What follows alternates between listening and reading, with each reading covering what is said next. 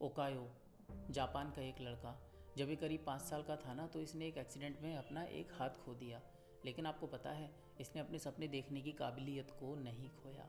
जब ये करीब 8 साल का हुआ तो इसने जूडो सीखने का सपना देखा, और इस सपने को पूरे करने के लिए इसने अपने पेरेंट्स से ज़िद करना शुरू कर दिया। पेरेंट्स ऐसे नहीं थे कि इसको हताश करते, इसका हौसला तोड़ते, ये कहकर कि तेरा एक हाथ नहीं है तो जूडो नहीं सीख सकता है।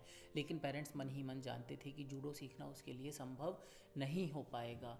पर वो एक बात सोच रहे थे कि अभी ये छोटा है, जैसे जैसे ये बड़ा होगा इसकी जो ज़िद है वो कमज़ोर होती चली जाएगी और ये इस बात को स्वतः ही समझ जाएगा। तो इसलिए उन्होंने उसकी हाँ में हाँ मिलाना शुरू कर दिया। लेकिन वो जैसा सोच रहे थे ऐसा बिल्कुल भी नहीं हुआ।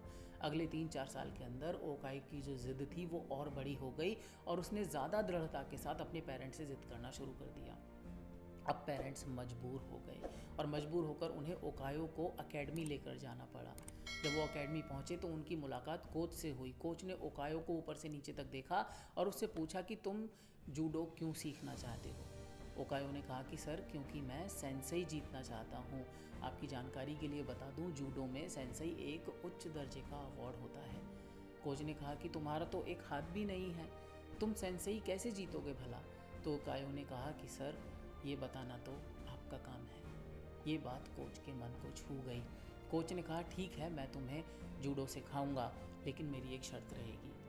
मैं जो भी तुमको डिसिप्लिन इम्प्लीमेंट करने के लिए कहूँगा और जो भी सिखाऊंगा उसको तुम्हें पूरे समर्पण के साथ स्वीकार करना पड़ेगा और पूरी लगन के साथ इम्प्लीमेंट करना पड़ेगा। ओकायो ने एक्सेप्टेंस और सम्मान में अपना सर झुका दिया और ओकायो की ट्रेनिंग शुरू हो गई। शुरुआत में ही कोच ने बाकी सारे स्टूडेंट्स के साथ ओकायो को एक किक सिखाई और कहा कि जाओ इस किक की बहुत अच्छे से प्रैक्टिस करो। ओकायो वहाँ से चला गया और पूरी लगन के साथ उस किक की प्रैक्टिस उसने शुरू कर दी। इस तरह से 6 महीने बीत गए। 6 महीने बाद ओकायो ने देखा कि कोच ने बाकी स्टूडेंट्स को 2 मूव्स और सिखाए हैं, लेकिन ओकायो से कहा है कि जाओ इसी किक की प्रैक्टिस करो। ये बात ओकायो को थोड़ी हजम नहीं हुई। 1 साल और बीत गया। 1 साल के अंदर उसने देखा कि कोच ने बाकी सारे स्टूडेंट्स को 2-3 मूव्स और सिखाए हैं, लेकिन ओकायो से उसी किक की प्रैक्टिस करने के लिए कहा है। अब ओकायो मन में फेथलेस होने लगा। उसके मन में डाउट्स के सीड्स प्लांट हो गए और वो ये सोचने लगा कि मेरा जो कोच है वो मेरे साथ पार्शियल हो रहा है, और वो इस फीलिंग्स के साथ अपनी ट्रेनिंग को, उस प्रैक्टिस को कंटिन्यू करने लगा। करीब 1.5 साल बीत गए और वो डाउटफुलनेस के जो सीड्स थे वो डिसरिस्पेक्ट में कन्वर्ट हो गए। और एक दिन ओकायो ट्रेनिंग और प्रैक्टिस छोड़कर अपने कोच के पास गया और बोला कि सर, आप मुझे कुछ भी नहीं सिखा रहे हैं, मैं बाकी स्टूडेंट से पीछे रह जाऊंगा, मैं कैसे विनर बन पाऊंगा। तो कोच ने ओकायो की आंखों में आंखें डालकर कहा कि ओकायो, तुम अपना प्रॉमिस भूल गए।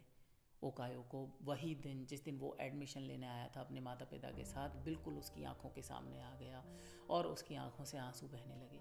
ओकायो कुछ नहीं बोला, उसने फिर से सम्मान और स्वीकृति में अपना सर झुका दिया और वो वहाँ से चुपचाप चला गया और जाकर उसी किक की प्रैक्टिस शुरू कर दी। और इस तरह से उसने 1.5 साल और बहुत लगन और मन के साथ प्रैक्टिस की। और वो दिन आया फाइनली जब सेंसेई का कंपटीशन ऑर्गेनाइज हुआ। सब लोग सरप्राइज थे क्योंकि ओकायो सेमीफाइनल तक पहुंच चुका था, सेमीफाइनल भी जीत चुका था। अब फाइनल आया और फाइनल में ओकायो का सामना अपने से ज़्यादा वेट वाले फाइटर के साथ हुआ, जो कि सभी के लिए सोचने का विषय था। और हुआ कुछ ऐसा कि जो ज़्यादा वेट वाला फाइटर था उसने ओकायो को बहुत अच्छे से थ्रैश किया, बहुत अच्छे से उसकी पिटाई की, और लोग इस बात को नहीं समझ पा रहे थे कि अब ओकायो कैसे जीत सकता है। बल्कि उन्हें डर लग रहा था और वो कोच से कहने लगे कि सर, फाइट रुकवा दीजिए, कहीं ऐसा ना हो ओकायो अपनी जान गंवा बैठे। कोच ने कहा कि नहीं, ओकायो लास्ट तक खेलेगा।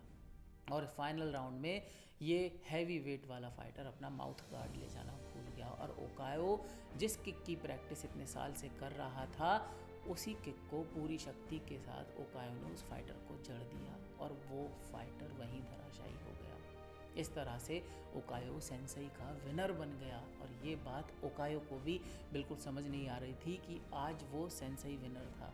जब वो अपने कोच के साथ लौट रहा था तो उसने कहा कि सर, मैं भला सेंसेई कैसे जीत गया, मुझे ये बात बिल्कुल समझ नहीं आ पा रही है। तो उसके कोच ने कहा कि तुम 2 कारणों की वजह से जीते हो।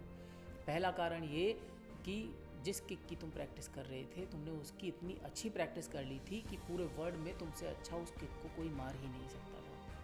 और दूसरा कारण ये कि उस किक से जीतने के लिए केवल एक ही रास्ता था कि जो इंसान उस किक का इस्तेमाल कर रहा है उसका हाथ पकड़ के उसे गिरा दिया जाए, और तुम्हारा वो हाथ था ही नहीं। तो इस कहानी को मैं आज के एनवायरनमेंट से रिलेट करना चाहूँगा।